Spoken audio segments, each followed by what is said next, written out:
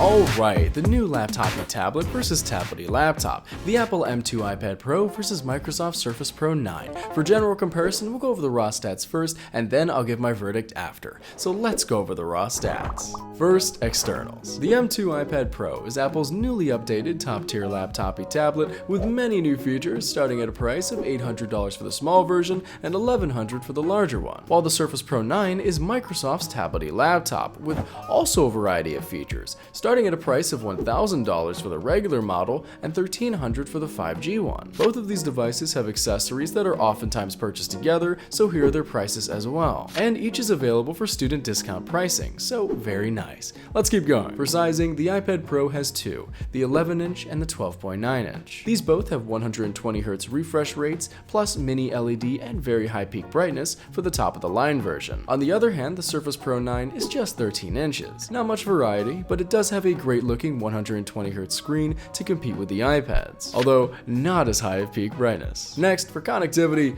we have fairly adequate setups. Despite both of these most certainly benefiting from having an upgrade in the port selection, neither is really great.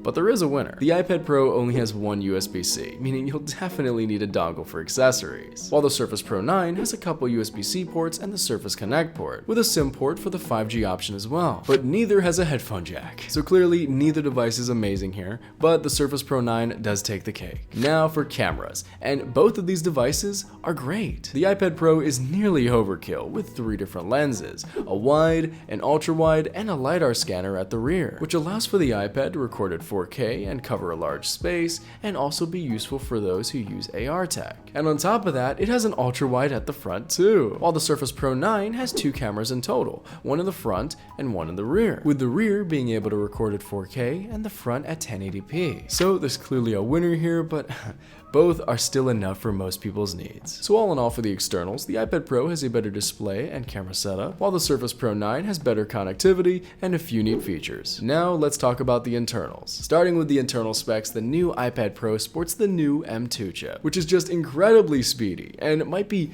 too speedy for the tablet, which might not have enough programs to use it. While the new Surface Pro 9 sports the new 12th gen Intel processors, which are also very speedy as well and can be very useful for a computer. And here are the single core performance benchmarks of these device configurations, and here are the multi-core. As you can see, the M2 iPad Pro is just a bit faster. Additionally, the 5G version of the Surface Pro 9 might come with a mobile-esque ARM-based processor that might perform differently from the Intel version. It might be worse on the raw performance side, but for the battery life, it might be a little better. We'll just have to wait and see. Let's keep going. For storage, both devices start with 128GB, which is not great, but they can be configured with more at an increasing price. Or you could just get an external SSD. And you can also upgrade the Surface Pro 9's SSD yourself. That's most definitely a plus there. And now for battery lives, which is a bit tough. The previous Surface Pro, the Surface Pro 8, was known for having a pretty disappointing battery life on average of about 6 hours, leaving many users frustrated with it. This year though, the Surface Pro 9 touts 15.5 hours for the regular option and 19 hours for the 5G model, which is incredible, but is that the case though?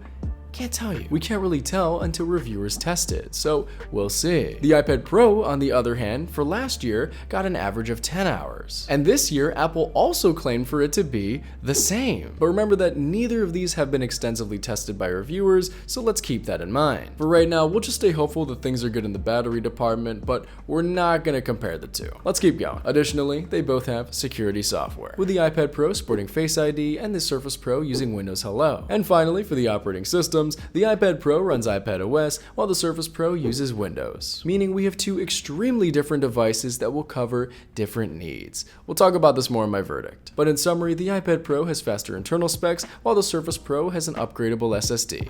Let's get on to my verdict. Now, which is best for you? Well, like usual, that depends on firstly your needs. Both of these devices are great at what they do, but neither does everything. So then, what are these devices good at? What needs do they satisfy? Well, this is the list of things I would consider buying the iPad Pro for, and here are the needs I would consider when buying the Surface Pro 9. It's not an extensive list, just things that I would personally consider, and they can surely overlap, as you can tell by the note-taking sections. But because this comparison is between two devices that are very different, for most most people, one is better than the other. The iPad Pro is a Laptopy tablet, meaning it takes a few features of a laptop and puts it into a tablet, such as the ability to open up documents and edit them, while the Surface Pro is a tablety laptop, meaning it combines some features of a tablet with a laptop, those being the touchscreen and the form factor. The Surface Pro is probably the more hybrid of the two, but it's still a laptop at the end of the day. So because of that, it does have all the features of a computer, which are extensive, but it doesn't do everything a tablet can do. While the iPad Pro has all the features of a tablet, plus even more with its great camera system and screen, but not all the features of a laptop, so it can't really replace the MacBook in your setup. So given these two explanations, as is typical for my comparisons,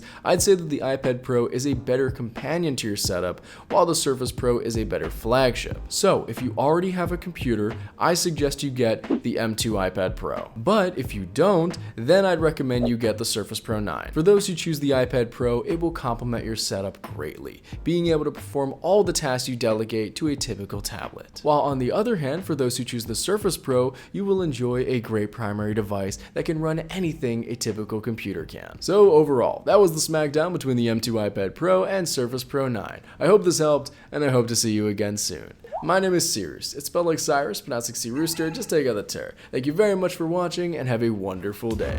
Peace.